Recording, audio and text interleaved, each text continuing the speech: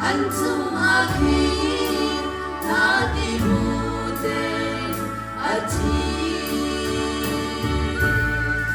Oy bahikan si atum sa isang gratinahin. Katum kumansin, kanwar kaulay ka dilaw. Atay atum katay nakan sita. Ôi bahit tum sa isang con ko asi.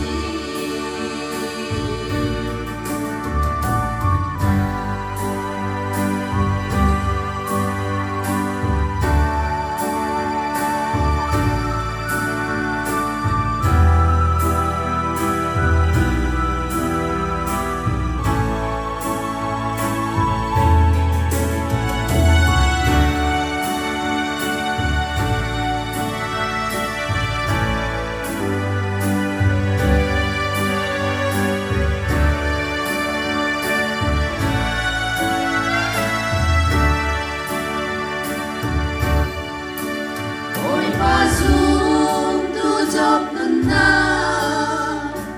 bốn dạo chan hạ tu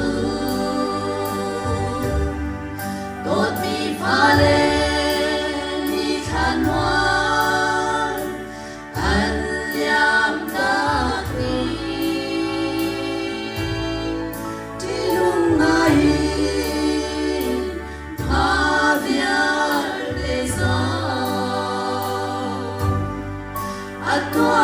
Atuarain ôi batu khang chát lâu. Ôi bahikan si atum sa isang gratinahin. Katum kumansin, katwar kaulay ka dilaw. Atay atum katay nakan sita. Ôi bahit tum sa isang con ko asi. Ôi bahit tum